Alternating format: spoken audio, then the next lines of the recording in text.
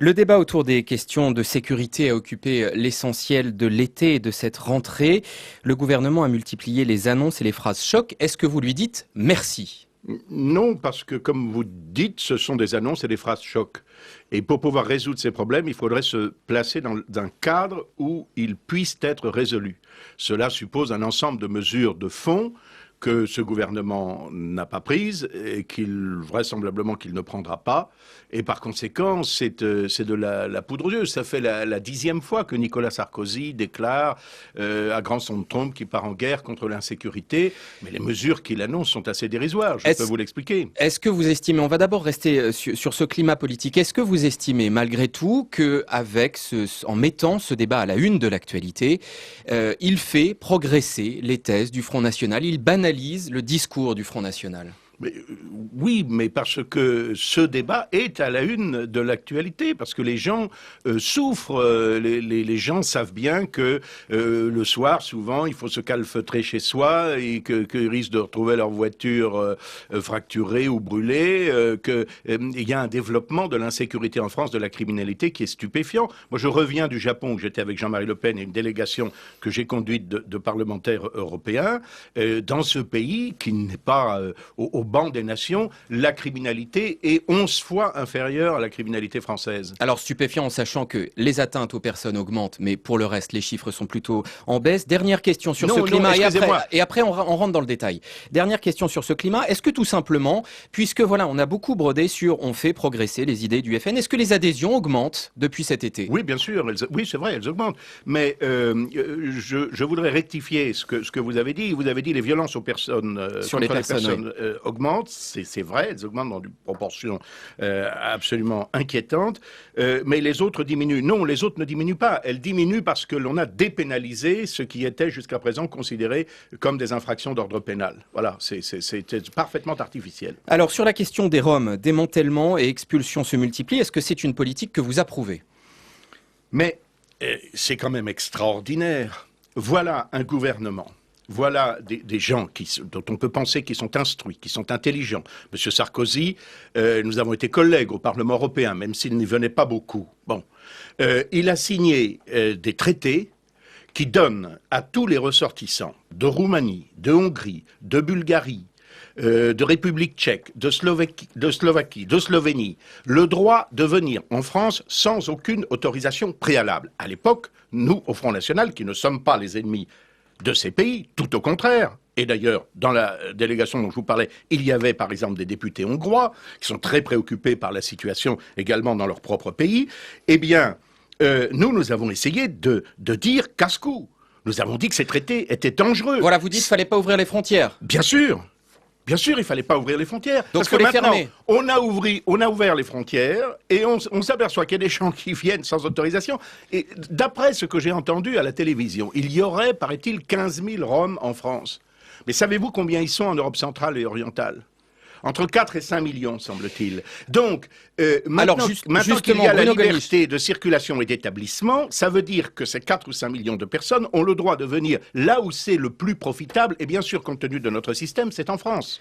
Bruno Gollnisch, est-ce que la réponse du FN, donc, c'est toujours plus de fermeture sur cette question-là, alors que la logique européenne est effectivement vers toujours plus d'ouverture, et que cette logique nous a aidés ces dernières années, en temps de crise, à garder un peu de croissance, parce que voilà, c'est aussi comme ça que ça marche. Je crois que c'est cette logique, précisément, d'ouverture absolument indistincte à tous les flux de capitaux, de marchandises et de personnes qui a des effets ravageurs sur notre identité, sur notre équilibre social, sur l'harmonie de notre cadre de vie, et pas seulement sur le nôtre, mais sur celui de beaucoup d'autres pays. Et d'ailleurs, il y a de plus en plus d'Européens qui partagent notre sentiment. La droite nationale progresse de façon formidable en Autriche, en Hongrie, aux Pays-Bas, en Belgique et dans beaucoup d'autres pays. Fermons les frontières, fermeture, repli sur soi, c'est ça la solution ? Mais non. Vous êtes dans votre rôle, bien sûr, en me portant la contradiction. Mais il y a un moyen terme entre le fait d'ouvrir absolument sans contrôle et puis la fermeture complète du pays. Il y a des recettes qui sont vieilles comme le monde, qui sont des contrôles aux frontières, qui sont d'admettre sans problème un certain nombre de nos voisins qui ont à peu près la même culture que la nôtre, les mêmes degrés de développement social. Et puis, en revanche, sur cette question des Roms, tout le monde dit que la solution, elle est européenne. Voilà, on est un club de pays riches, on a plus d'argent que les autres pays du monde. Il y a sur notre territoire une population qui est en difficulté. On se rassemble, on rassemble nos forces, on rassemble nos moyens et on l'aide. Eh bien, il fallait résoudre ce problème. Donc, je vous signale quand même qu'il existe depuis 15 siècles. N'est-ce pas? Si, malheureusement, ces nomades ne se sont pas intégrés à la civilisation des pays dont ils ont la nationalité, Hongrie, Roumanie, Bulgarie, je ne veux pas reprendre la liste, ce n'est pas exclusivement, croyez-le, de la faute des peuples en question. Ce n'est pas exclusivement la faute de ces États. Et par conséquent, il est tout à fait illusoire de penser qu'ils vont s'intégrer à la société française, ceci d'ailleurs pour des raisons culturelles. Et c'est illusoire de penser qu'au niveau européen, c'est une question qui peut se traiter dans le dialogue, calmement, posément. Eh bien, je pense en effet que cette question devait être résolue au niveau européen, préalablement à l'ouverture des frontières sans aucun contrôle. Ce qui est quand même extraordinaire, ce qui est pitoyable, c'est de voir par exemple monsieur Hortefeux, d'ailleurs qui ne parle pas d'expulsion, parce qu'il sait très bien qu'il n'a pas le droit de les expulser. On parle de retour volontaire et on leur donne un petit pécule dont tous les officiers de police, de gendarmerie et même les préfets que j'ai interrogés me disent qu'au bout de quelque temps, ils ne manquent pas évidemment de revenir en France. La France qui est critiquée, voire dénoncée à mots couverts ou pas d'ailleurs, à l'ONU, à l'étranger, dans le reste de l'Europe, qu'est-ce que ça vous inspire? Non, ça je crois que c'est une agitation parfaitement médiatique et que c'est tout à fait artificiel.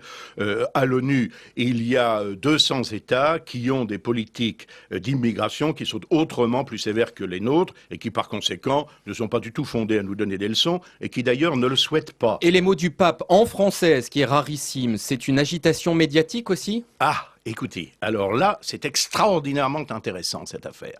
Parce que, excusez-moi de vous le dire, mais premièrement, vous faites une erreur. Vous dites les mots du pape en français, c'est rarissime. Le pape s'exprime très souvent en français. Pas si souvent que ça, non. Si, très souvent. Non. Si, absolument. Non. Il s'exprime très souvent en français quand il y a, par exemple, des pèlerins français. En l'occurrence, le mercredi, oui, pas forcément le dimanche. En l'occurrence, je croyais... Là, vous savez pertinemment qu'on était dans un... Vous savez, non, juste sur ces propos en français, vous savez pertinemment qu'ils intervenaient dans un contexte précis, qu'ils n'ont pas été prononcés au hasard et pas été prononcés en français au hasard. Qu'est-ce qu'il vous inspire? Mais je suis allé au texte. Moi-même, j'étais un peu surpris et j'avais dit ce qui était une espèce de boutade.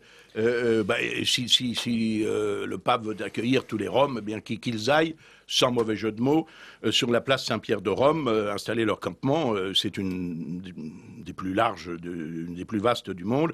C'était une boutade. Je suis allé au texte du pape, et c'est extraordinaire. Je croyais moi-même que le pape avait mis en cause le gouvernement français, qu'il avait mis en cause Sarkozy. Il y a le texte et il y a le contexte. Attendez, encore une fois, vous savez pertinemment que si le pape intervient à ce moment-là, c'est pas un hasard. C'est très important. Je croyais qu'il avait mis en cause le gouvernement français. Je l'avais lu dans la presse, je l'avais entendu sur toutes les ondes de radio, de télévision. C'est un mensonge. Il n'a pas parlé de Sarkozy, il n'a pas parlé des Roms, il n'a même pas parlé du gouvernement français. Bon, le pape qui accueille... Il a commenté l'évangile du jour. Alors il a dit qu'il fallait les fidèles de toutes les origines. C'est pas l'extrême gauche là qui parle. Non. Il a dit commentant l'évangile du jour, l'évangile selon Saint Luc, parce que je me suis un peu documenté quand même par moi-même. Après, il a dit qu'il fallait accueillir les diversités légitimes. Mais tout le problème, et là je m'adresse effectivement aux membres du clergé, aux évêques, etc., est-ce que c'est une diversité légitime? Est-ce qu'il y a une obligation morale pour la France,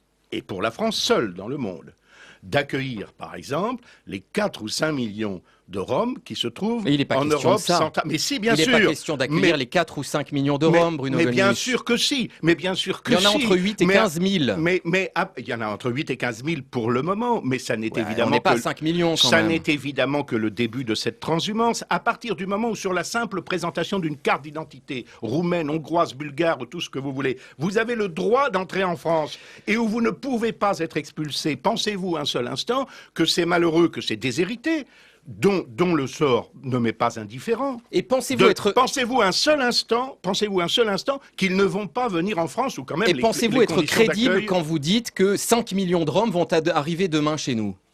Mais bien sûr que oui. Mais pensez-vous être crédible en disant qu'ils vont seulement rester 15 000? Entre 15 000 et 5 millions, il y a une paille. Mais c'est un réservoir. Ce sont des gens, encore une fois, qui depuis plus de 10 siècles ne se sont pas intégrés aux sociétés dans lesquelles ils se trouvent, qui vivent effectivement dans des conditions misérables et que les pays dont ils ont la nationalité devraient résoudre avec l'aide de l'Union européenne, si vous voulez. Bon. Et qui sont évidemment attirés, comme bien d'autres déshérités de par le monde, par le mirage que représente la société française et ce qui nous reste d'État-providence. Mais tout ceci au détriment des Français les plus pauvres. Parce que cette charité, elle se fait toujours sur le dos des Français les plus pauvres. Et en particulier d'ailleurs, il est clair que la venue des Roms en France va se faire au détriment des gens du voyage français et de leur intégration, qui dans beaucoup de cas ne pose pas de problème, qui dans certains autres cas en pose. Cela la rendra beaucoup plus difficile. On continue à opposer les gens. Une question. Éric Besson était à votre place lundi dans ce studio. Au fond, toute la justification de sa politique tournait autour du concept de république. Il disait, on est en république, les lois doivent s'appliquer fermement. Oui, est-ce que vous êtes d'accord avec ça? J'ai eu l'occasion de dire à M. Besson que je trouvais sa conception de l'identité nationale, car il n'est pas seulement ministre de l'immigration, mais aussi de l'identité nationale. Je vous interroge sur le mot de république. Oui, je vous réponds. Très superficielle. Parce que la France, c'est la République, mais ça n'est pas que la République. La France, elle existe depuis 1500 ans. Elle a existé avant la République. La République, c'est un régime politique auquel j'adhère personnellement, mais ça n'est pas la France. La France, ça n'est pas une réalité simplement idéologique. Et c'est très grave d'ailleurs de dire c'est la République. Parce qu'on nous dit aujourd'hui, qu'est-ce que c'est que l'identité française? C'est la devise républicaine, c'est la déclaration des droits de l'homme et du citoyen de 1789. Tout ça, ça existe, et non? c'est la République. Tout ça, ça existe, mais ça pourrait être aussi les références de 150 pays de par le monde. Moi, je crois que la France, c'est une réalité charnelle. Contrairement à ce qu'a dit Besson à la Courneuve, qui a dit « La France, ce n'est pas un territoire, ce n'est pas un peuple, ce n'est pas une langue, ce n'est pas une religion, c'est un conglomérat, il n'y a pas de Français de souche ». Moi, je pense que la France, c'est un territoire qui a été chèrement défendu par les générations qui nous ont précédés. Je pense que la France, c'est un peuple. Je pense que la France, c'est une langue et une civilisation.